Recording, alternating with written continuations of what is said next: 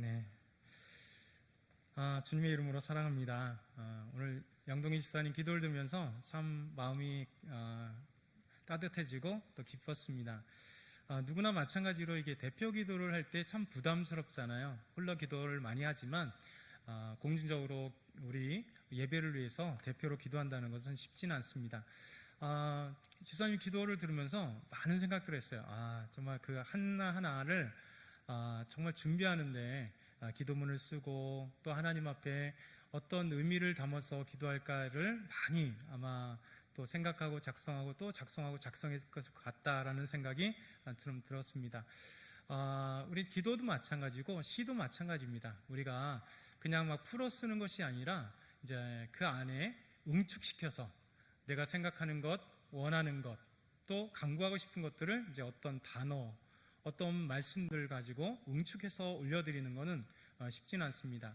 그러니까 시편은 산문이 아니기 때문에 그러니까 시의 시, 그래서 하나님께 찬양 올려드리는 찬양시인데 그 시 안에는 많은 것들이 담겨져 있죠. 그래서 시편을 보게 되면 우리는 이제 우리 시편이 우리 글로 되어 있는 시편을 읽다 보면 마치 산문같이 그냥 쭉 읽어서 내려지는 것 같으나 실제 그 시를 조금씩 내용을 분석하고 안에 보면 엄청난 하나님의 놀라운 신비들이 그 안에 담겨 있습니다. 특별히 이 시인들 대부분 이제 다윗이 가장 많은 시를 지었고 오늘 시편은 모세가 지은 시입니다. 그러니까 모세가 지은 시기 때문에 지금부터 적어도 3,400년 정도 전에 지은 시예요. 어마어마한 시죠. 옛날에 우리 고구려에 있던 구지가라든가 이런 시도 오래됐다고 얘기하지만 사실 정확하게 이렇게 고전 우리 시가들은 정확하진 않습니다. 왜냐하면 구전으로 내려오다 보니까 그 내용이 좀 바뀌고 조금 의미가 희석되고 그때마다 됐고 그리고 글로 기록된 것은 그 이후에 한 1000년 정도 후에 기록됐기 때문에 1300, 400년 정도 전에 그 기록들이 이제 기록됐기 때문에 실제 정확한 의미를 몰라요. 근데 성경은 놀라운 사실이 하나 있습니다. 성경은 구전으로, 그러니까 외워서 읽고 또 전해지만 다음 사람이 또 그 말씀을 읽고 또 전해지만 변하지 않았다는 거예요. 놀라운 거예요. 하나님의 말씀이 구전으로 전해지지만 그 전승되는 하나님의 말씀이 그대로 전승됐다는 게 놀랍습니다. 이게 인간의 능력으로 할 수 없는 거죠. 그래서 하나님의 말씀이란 곧 하나님께서 그 말씀 하나를 잡아줬다는 거예요. 그래서 시는 놀랍게 이렇게 전승되는 모세시 3,400년 정도 되는 어마어마한 오래 전에 모세가 하나님께 시로 찬양 올려드렸는데 그 시가 아주 기가 막히게 지금까지 전달됐고 후대 이제 또 언어로 또 말로 전승되다가 글로 기록됨으로써 그 글도 또 사본 곧 필사해서 전해드렸던 이 말씀이 변하지 않다는 거예요. 놀라운 것이죠. 그래서 사본학으로 본다면 성경은 정말 인간의 상상을 초월할 수 없는 정확함과 그리고 놀라움이 있어요. 한 변도 변하지 않았다는 거예요. 여러분 얼마 전의 얘기입니다. 1800년대, 1700년대 그렇게 또 더 나가선 1300, 400년도에 많은 이렇게 이야기거리가 있어요. 그 중에 이제 가장 유명한 시 중에 하나가 뭐냐면 시간이라 그 이야기 중에 하나가 뭐냐면 허균의 홍길동전 아시죠? 당연히 아실 겁니다. 허균의 홍길동전, 장화홍련전 이런 거 아시잖아요. 근데 허균의 홍길동전이나 장화홍련전 이런 것들이 지금 이제 많이 있어요.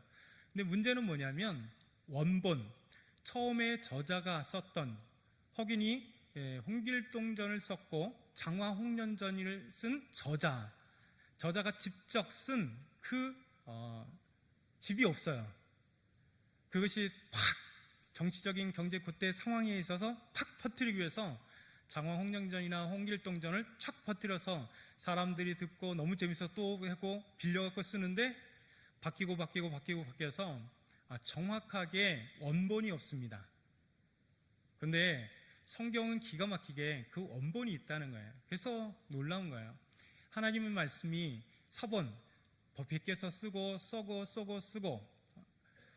예수님 이후에는 3세기, 4세기는 마소라 학파라고 하는 그 학파가 아주 중요한 역할을 했습니다. 성경을 기록하고 필사하고 기록하고, 예수님 당시에는 서기관들이 성경을 필사한 이런 것들이 있죠. 그래서 옛날에 성경에 보면 이제 이런 의구심을 갖고 있는 사람들이 있었습니다. 언제?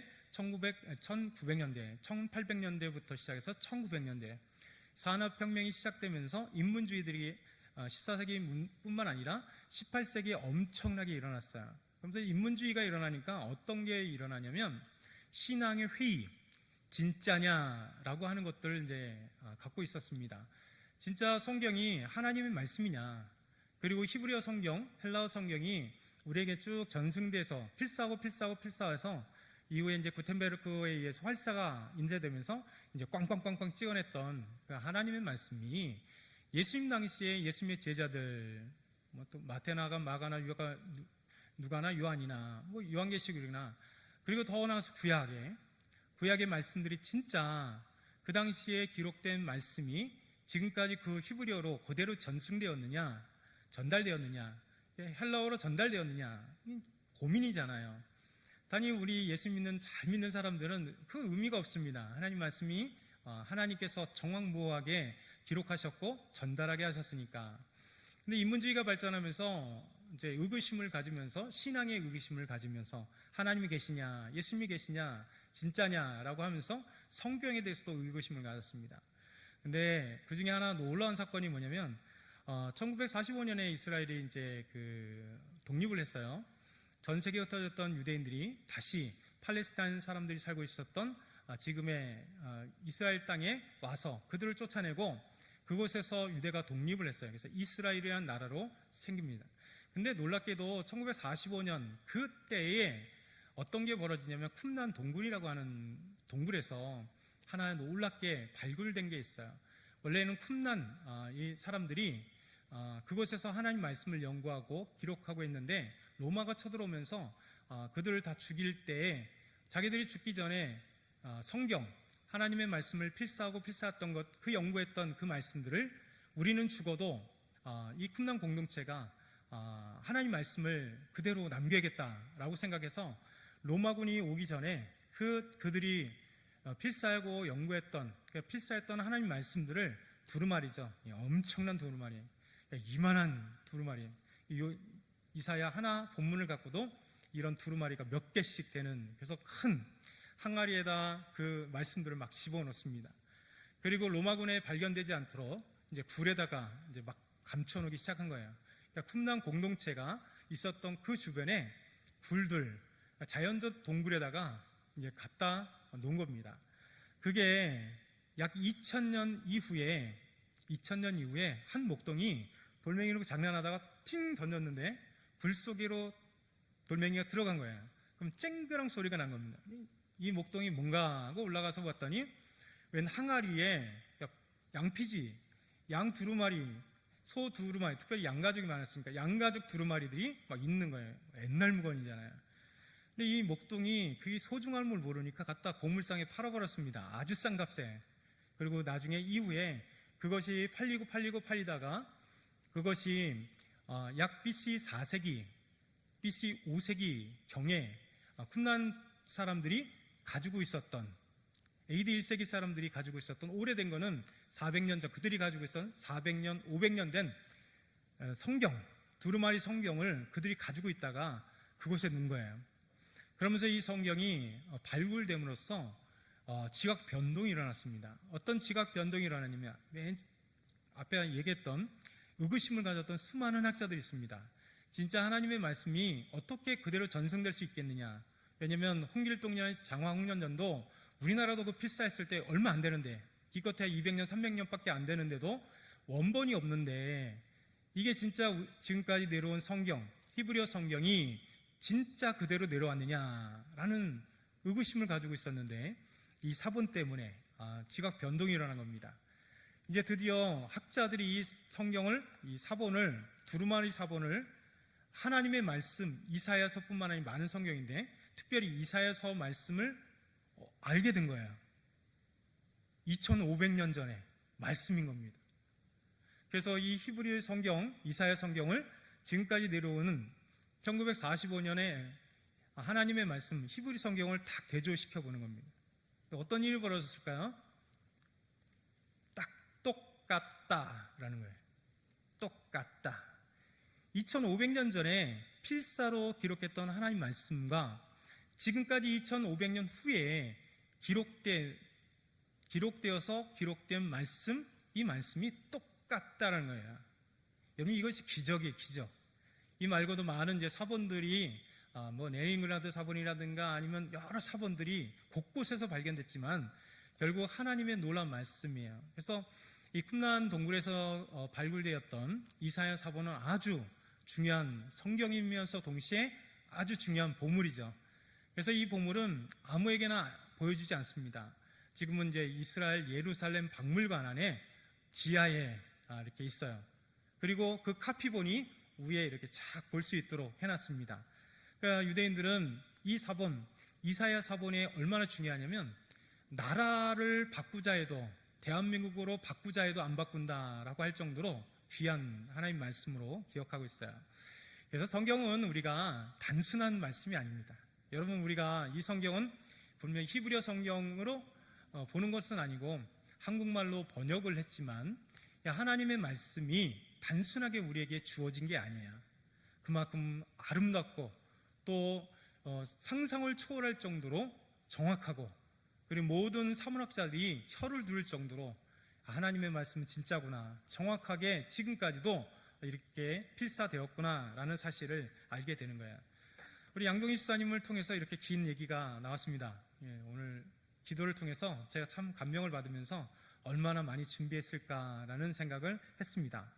그래서 시인은 이렇게 응축된 거예요. 응축된 거.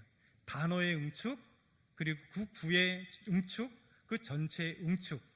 그래서 단어가 때로는 대비되고 그 단어가 생략되고 때로는 그 한 문장이 엄청난 뜻을 갖고 있고 그 안에 가장 많이 쓰이는 법들이 비유법, 비유해서 비유법, 뭐뭐 같이 하는 직유법, 이런 법칙들이 그 안에 아주 기가 막히게 되어 있습니다.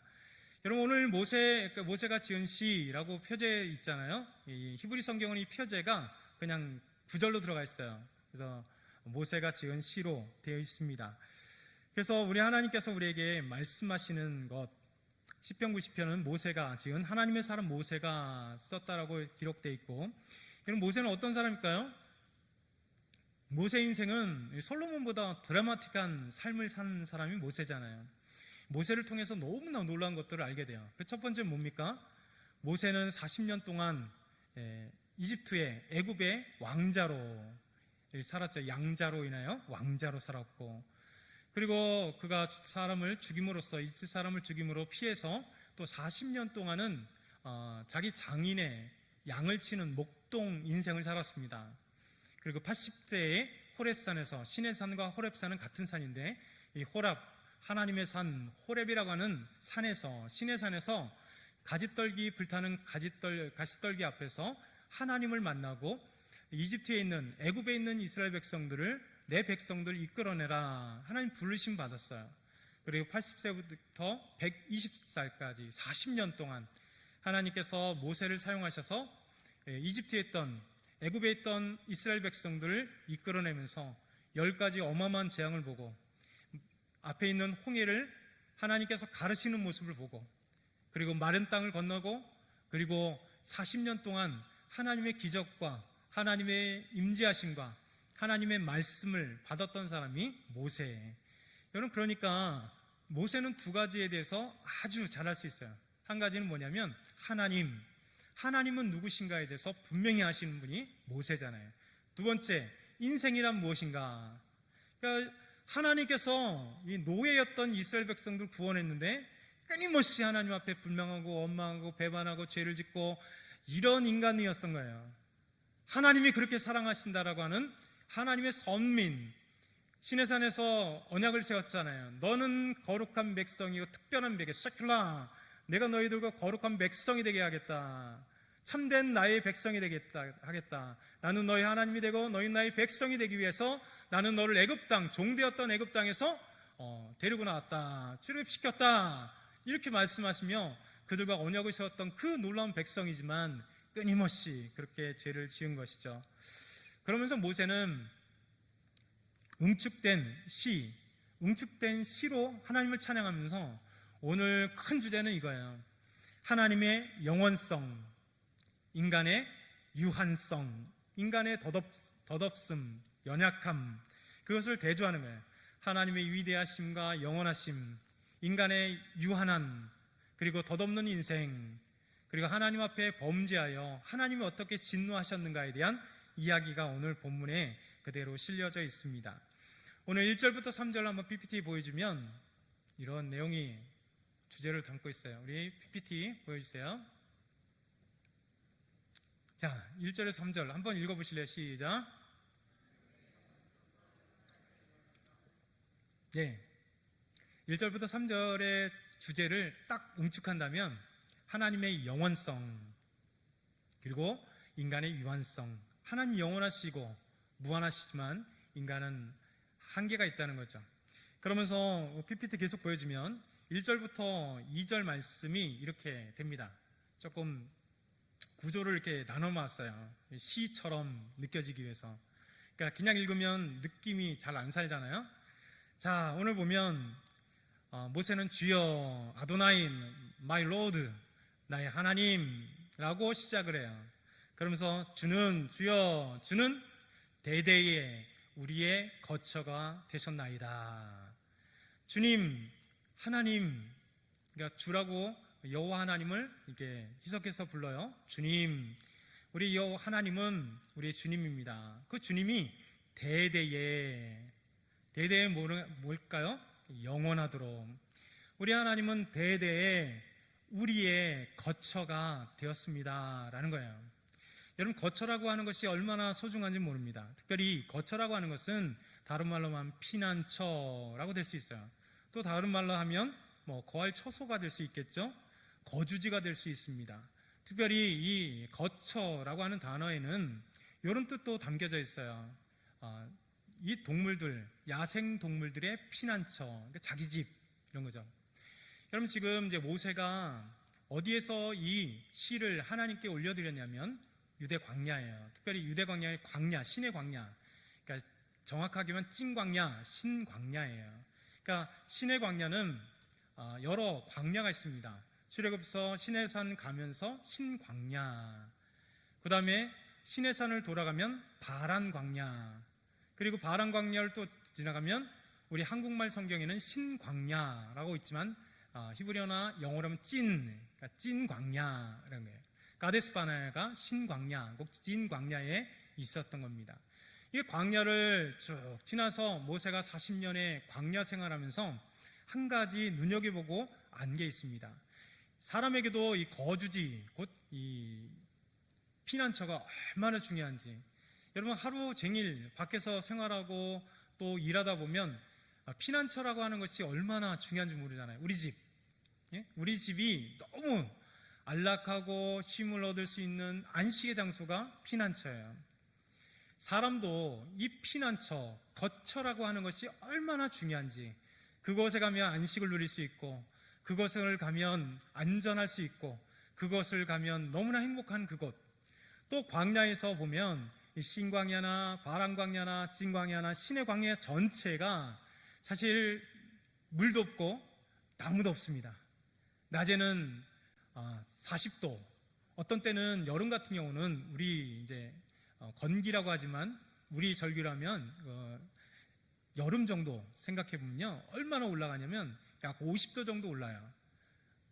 제가 에일랏 한번 우리 가족들하고 놀러 갔을 때 에일랏에 그때가 46도 정도 올라왔어요. 46도. 이게 46도 생각해 보시면 어떨까요? 숨이 턱 막힐 정도예요. 근데 이제 습도가 없으니까 막 이렇게 안 나요. 46도인데 땀이 안 나요. 왜 그럴까요? 나다가 싹 사라져 버리는 거예요. 그래서 반질반질해요. 이게 보면 땀이 안 닦입니다. 다 날아가요. 근데 턱턱 숨이 막히는데 그래도 살만해요. 이 광야가 그런 때로는 50도 넘어가는 여름, 건기 같은 경우는 50도에서 한 53, 4도까지도 올라가는 그 어마어마한 곳에, 여러분 이 동물들이 낮에 있을까요? 없죠. 조그만 것들 다 그늘 속에 피해 있습니다. 야생동물의 안식처, 그 어마어마한 태양빛 가운데 나와 있으면 죽는데 그들이 있는 안식처, 그늘이 있는 안식처, 그런 개념이에요. 그 안식처에 있으면 뜨거운 태양에서도 보호를 받고, 그곳에 있으면 쉼을 얻을 수 있고, 그것에 가면 시원한 나의 안식처. 이 모세는요, 하나님에 대해서 주여, 주님은 대대 영원토록 그런 나의 안식처입니다, 이렇게 고백하는 거예요. 얼마나 멋진 시로 고백되는 거예요. 계속 한번 PPT 보여주시면요, 2절에, 자, 2절은 조금 갔어요. 그 단어가 비슷한 단어들이 이렇게 연결되기 때문에 이런 구조로 해놨어요. 2절에 산이 생기기 전에, 그렇죠? 산이 생기기 전, 또 땅, 산과 땅이 바로 연결되는데 대비되는 거예요. 산과 땅, 땅과 세계, 계속 동일한 내용들을 가지고, 주께서 조성하기 전, 생기기 전, 조성하기 전, 땅, 산, 땅, 세계, 그러니까 같은 내용이죠. 그럼 이 다르게 얘기하면 천지가 창조되기 전, 조성되기 전, 우리 하나님은 어떤 하나님인가를 모세는 하나님께 기도합니다. 곧 영원부터 영원까지, 곧 영원히, 영원부터 영원까지 주는 누구라고요? 주는 우리 하나님이시다. 바꿔로 하면 뒤부터 해석하면 이렇습니다. 주는 하나님이십니다. 영원부터 영원까지, 그리고 중간에 창조되었던 산이 생기기 전에, 땅과 세계가 조성되기 전에 우리 하나님은 하나님이셨습니다. 영원토록. 그리고 1절에 바로 대대, 동일한 개념이죠. 영원토록 우리 하나님이십니다 라고 하는, 모세는 이런 시로 하나님께 올려드리고 있습니다. 자, 다음 3절 보면 계속해서 모세는 이렇게 해요. 주께서, 우리 하나님께서 사람을 티끌로 돌아게 가시고, 또 말씀하셨습니다. 너희 인생들아, 사람, 위에 사람, 상반절에, 그 하반절에 너희 인생들은 같이 대꾸를 이뤄요. 그러면서 티끌은 빠졌습니다. 축약을 시켰어요. 앞에 나왔기 때문에. 그러면서 돌아가게 하시고 돌아가라 하셨다. 여러분, 인생들이 티끌로 돌아가게 하셨대요. 이 말씀이 어디에 나와 있는 말씀일까요? 창세기의 말씀, 3장의 말씀입니다. 2장과 3장의 말씀. 하나님께서 사람을 무엇으로 지으셨을까요? 흙으로 지으셨죠. 이 사실을 너무 잘 알고 있는 모세입니다. 왜요? 창세기를 누가 기록했나요? 모세가 기록했잖아요. 하나님이 잃어버린 세계, 잃어버린 창조의 세계를 하나님 이스라엘 백성들 출애굽하고 난 뒤에 어느 때인지 모르겠지만 하나님께서 모세에게 잃어버렸던 세계, 창조와 그 이후 아브라함을 통해서, 그리고 유대 민족, 히브리 민족을 만드신 놀라운 사건이 기록된 창세기를 하나님은 모세를 통해 기록되게 만드셨어요. 그러니 이 창조의 세계를 가장 잘 알고 있는 사람은 하나님께서 직접 말씀하시고 알게 하시고 또 그것을 기록한 모세가 너무 잘 아는 거죠. 인생이란 무엇이냐. 그러니까 출애굽하면서 계속 광야 동안에 하나님 앞에 그렇게 죄를 짓고 원망하고 있는 이 못된 인생들이 누구냐? 바로 하나님께서 티끌로 만든 사람이다 라는 거예요. 이 티끌, 사람, 여러분, 사람이란 히브리어는 에노시라고 해요. 티끌은 다카라고 하는 분쇄하다라고 하는 히브리어의 분사형인데 다카라고 해요. 이거는 뭐냐면 티끌처럼 빻아버린, 그러니까 막 우리 고춧가루 빻으면 덩어리가 있다가 막 빻으면 뭐가 돼요? 가루가 되는 것처럼. 그러니까 티끌이란 흙이 그렇게 티끌처럼 아주 가루가 된 그것이라 이렇게 얘기해요. 여러분, 하나님께서 사람을 흙으로 빚으셨습니다. 그러나 사람이 어떻게 됐어요? 아담이 하나님 앞에 먹지 말라 했던 선악과를 먹음으로 말미암아 죄를 짓고 너는 흙이니 흙으로 돌아가라. 하나님의 명령입니다. 죄에 대한 대가. 사람은 흙으로 지어졌기에 흙으로 돌아가는 인생. 모세는 그것을 너무 잘 알았어요. 그래서 주께서 사람을 티끌로, 흙으로, 이 아주 먼지로 사람을 지으셨는데 죄로 인하여 다시 그 만들었던 그 품으로 돌아가라 말씀하셨다. 또 말씀하시길 너희 인생들아 돌아가라 하셨다. 한 구절에 두 개의 말씀을 동시대에 말해서 아름다운 시가 그렇게 표현하게 하신 거예요. 자, 우리 4절부터 6절 뒤에 보면 다음 장이요. 찬송가가 왜 나오죠? 네. 우리 4절부터 6절 한번 같이 다시 읽어보겠습니다. 시작. 하나님의 초월성과 인간의 순간성, 덧없음, 비슷한 얘기지만 또 이런 주제를 담고 있습니다. 하나님의 초월성, 인간의 순간성, 덧없음, 약간의 다른 표현들로 이렇게 해요. 4절 보면 이렇게 말씀합니다. 4절 넘겨주세요. 네, 4절 주의 목전에는, 그러니까 하나님의 목전, 참 멋있잖아요. 하나님의 얼굴 앞에, 자, 천년이 길잖아요. 우리 사람에게는 천년이란 엄청나게 긴 세월입니다. 근데 이 인간의 긴 것 같지만 하나님 앞에는 짧은 것을 대비시키는 겁니다. 주의 목전에는 천년이 지나간 어제 같다. 멋진 표현 아니겠어요? 시적인 표현이에요. 여러분, 천년이 엄청 길지만 얼마나 짧은 것과 그것을 비유시키냐면 지나간 어제, 생각해 보세요. 여러분, 어제 24시간을 보냈습니다. 생각나시나요? 하루 일과를? 기억나는 게 별로 없어요. 하루는 긴데 지나가고 나면 아주 덧없이 짧은 시간이에요. 순간이에요. 사람에게는 긴 천년 같지만 하나님께는 어제 지나간 그 어제 같다라는 거예요. 순간적으로. 다시 한번 모세는 시적으로 표현하면서 반복해요. 밤의 한 순간 같을 뿐임이니라. 그러니까 천년이 하나님 앞에서는 어떠냐면 어제 지나간 순간 같고, 그리고 밤의 한 순간, 이게 4시간이거든요. 밤에 지나간 한 순간 4시간, 사실 자면서 4시간은 아주 순간적으로 지나가요. 그렇잖아요. 그러니까 시간이라는 개념은 상대적입니다.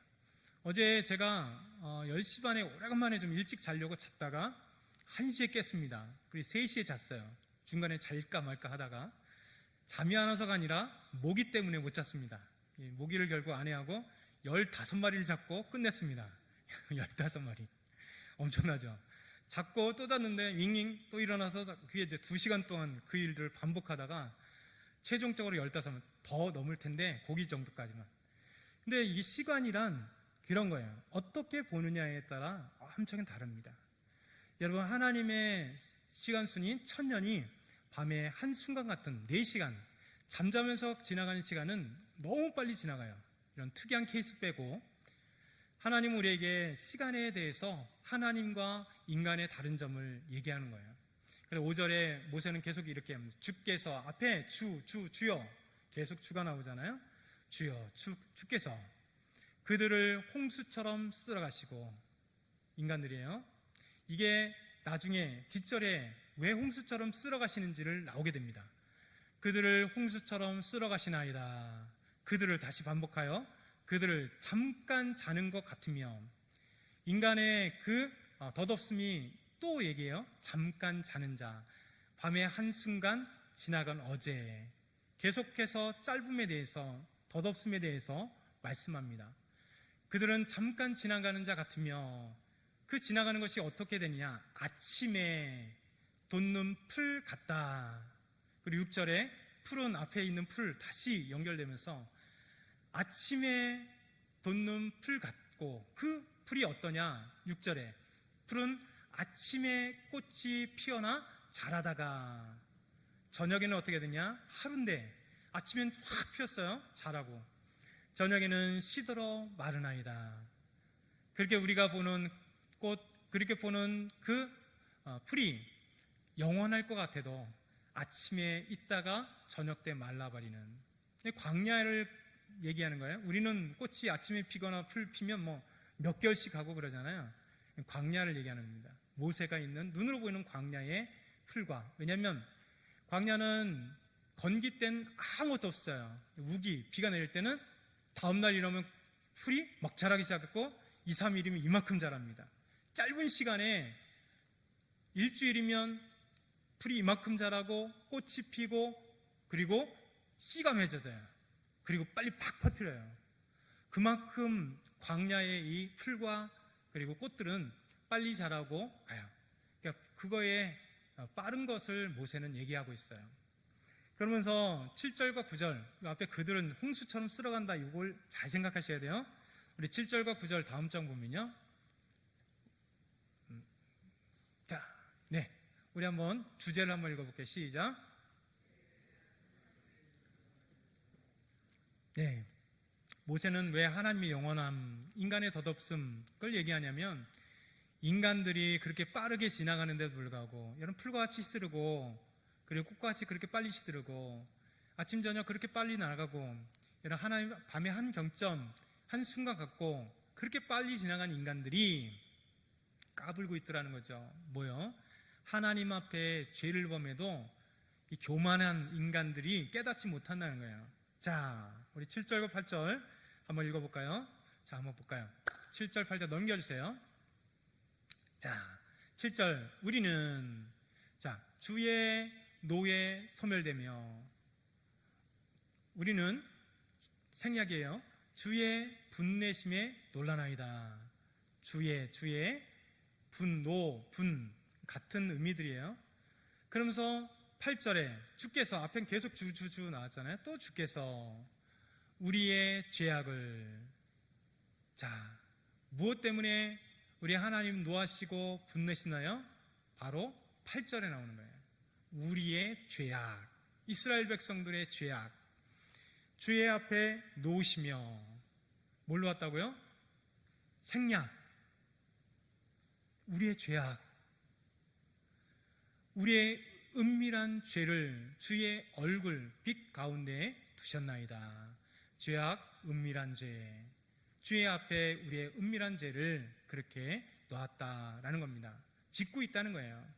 9절에 우리의 모든 날이 주의 분노 중에 지나가며, 우리의 모든 날이 주의 진노 중에 지나갑니다. 그런데 하나님의 진노가 있음에도 불구하고 인간의 덧없는 인생들은 그렇게 짧게 지나가는데 마치 천년을 살아가는 것처럼 그렇게 교만하여 하나님을 바라보지 못하고 있더라는 거예요.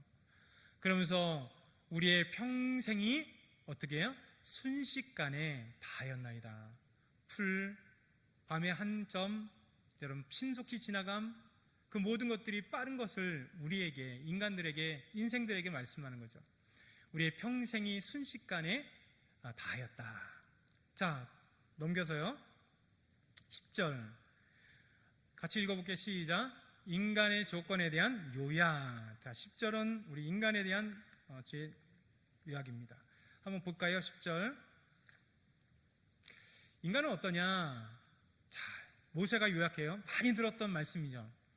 우리의 연수가, 우리의 나이들이, 우리 평생이 어떻게 되느냐? 우리의 연수가 어떻게 되느냐? 70이래요. 자, 엄청난 것 같잖아요. 그러나 시간은 상대적이라 말씀드렸잖아요. 여러분, 우리 권사님들 지금 80대, 70대, 우리 뒤돌아보니까 70이 긴 것 같나요? 아니죠. 막 순간 지나갔어요. 지나갈 때는 모르나 60이든 70이든 50이든 상관없이 과거를 보면 그냥 어제 한날 같이 금방 지나가는 거예요. 우리 연수가 70, 그리고 강건하면 80이라도 엄청난 지금 이 모세 때요 3,500년 정도 전이라고 했어요. 그 당시에 아마 평균 나이가 뭐 30대, 어쩌면 20대도 될 수 있어요. 왜냐면 1800년대가 우리나라 전 세계 평균 나이가 35이었거든요. 34살, 35살 평균 나이가요. 그러니 3,500년 전에는 모세는 120살 산 건 기적 같은 일이에요. 성경에 많이 산 사람들이 종종 나와서 그렇지, 여기서 110세 많이 산 거예요. 어마어마하게 산 거예요. 그때 평균 나이는 한참 유행해요. 30대도 안 됐을 거예요. 그러면 70이면 사람이 어마어마하게 산다라고 생각해. 지금으로 하면 150살 사는 그 인생 꿈꾸는 거예요. 근데 모세는 이것을 얘기했지만, 연수가 이 정도라 할지라도, 너희들이 많이 잡아서 이 정도라 할지라도, 우리의 연수가 70이고 또 강건하여서 만약에 80이라 하더라도 그 연수의 자랑은 수고와 슬픔뿐이다. 인생의 연수를 자랑하지 마라. 뒤돌아봐라. 내 인생 잘 살았다라고 막 이런 사람이 있을까요? 인생을 되돌아보면 깨닫게 됩니다. 내 인생이 이렇게 덧없음, 내 인생이 수고와 슬픔뿐이었음을 모두 다 고백하고 있어요. 얼마나 가느냐? 신속히 가냐니 우리가 날아가나이다. 그게 날아가는 것처럼, 화살이 픽 쏴서 날아가는 것처럼 우리 인생이 80, 70이라도 그렇게 빨리 날아간다. 그러니까 너희들 인생들을 자랑하지 마라. 너희 숫자를 자랑하지 마라. 너희가 영원할 것 같이 그렇게 자랑하지 마라. 인생은 순간이다 라고 말씀하는 거야. 자, 우리 11절 12절 마지막 한번 같이 보겠습니다. 11절 12절 시작. 죄에 대한 하나님의 진노가 얼마나 강력한지 모르기 때문에 인간이 서슴없이 죄를 짓는다. 꼭 교만하다 이런 거예요.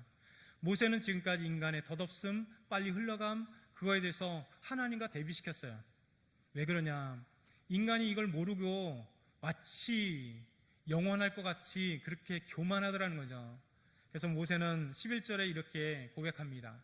11절 보겠습니다. 자, 누가 주의 노염의 능력을 알며 모른다는 거죠. 모세는 너무 답답해하여 시편을 기록하면서 이 이스라엘 백성들이 하나님을 몰라서 그렇게 인생이 덧없던 인생인데도 불구하고 교만하고 하나님 모르고 죄를 짓고 그렇게 했더라는 거죠. 그래서 누가 주의 노여움을 능력을 알며 누가 주의 진노의 두려움을 알릴까? 모르기 때문에 죄를 짓고 그런다는 거예요. 그러면서 진정한 하나님의 노여움과 진노를 알라는 겁니다. 12절이 오늘의 말씀의 결론이에요. 자, 우리에게 우리 날 계수함을 가르치사 지혜로운 마음을 얻게 하소서라고 모세는 고백하고 있습니다. 지금까지 봤잖아요. 하나님은 영원하지만 인간은 짧아요. 하나님 앞에 아무것도 아닌 인생이 죄를 지으며 교만했고 하나님을 모르고 하나님의 진노를 모르는 인생들아, 너희들이 주의 진노, 주의 노여움을 알아라. 너희 인생의 덧없음을, 너희 인생의 짧음을 알아라. 우리에게 우리의 날 계수함을 가르치사. 하나님, 우리의 인생의 계수함을 가르쳐 주십시오. 너희가 몇 년을 살 것인지, 네 인생이 무엇인지를 가르쳐 주십시오. 그래서 지혜로운 마음을 얻게 하소서. 하나님께 시로 그렇게 고백하는 거예요. 모세는 하나님을 알잖아요. 그러니까 하나님 앞에 고백하는 거예요. 하나님, 저의 이 어리석음, 우리의 어리석음을 기억해 주십시오. 한낱 많아봐야 70, 80 인생인데도 불구하고, 아니 요즘엔 90 인생인데도 불구하고 그것이 얼마나 빨리 지나가고 덧없는 것인데 하나님 앞에 범죄하는 인생을 살았습니다. 하나님, 우리를 깨우쳐 주시고 가르쳐 주셔서 지혜의 마음을 주셔서 하나님이 누구신지를 알게 하셔서 하나님 앞에 범죄 없이 하나님을 온전히 섬길 수 있는 그런 우리가 되게 하여 주십시오 라고 하는 그 마음을 시로 담아서 하나님께 올려드린 찬송이에요. 이게 바로 시편 90편. 어디서요? 광야에서 하나님을 가장 잘 알았던 모세, 이스라엘 백성들이 범죄함을 너무 잘 알았던, 이 인생의 어리석음을 너무 잘 알았던 모세가 하나님께 그렇게 시로 올려드린 겁니다. 여러분 이해하셨죠? 너무 시편이 또 재밌습니다. 요즘에 시편 세미나를 듣고 있습니다. 교회에서 지원해 주셔서 듣고 있는데 너무너무 하나님의 말씀이 새롭습니다. 우리 기도드리겠습니다. 하나님 아버지 감사합니다. 하나님 놀라운 세계에 저에게 알려주심을 감사합니다. 하나님 모세의 고백, 그 기도처럼 또 시처럼 하나님 어리석은 자가 되지 않도록 도와주시고 하나님을 온전히 알고 하나님께 찬양하며 기도하며 나아갈 수 있는 저희들 되게 하여 주옵소서. 감사합니다. 예수 그리스도 이름으로 기도드리옵나이다. 아멘.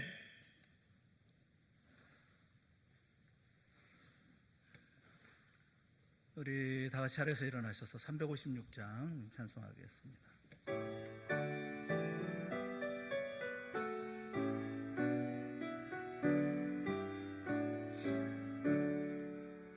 주 예수 이름 소리 높여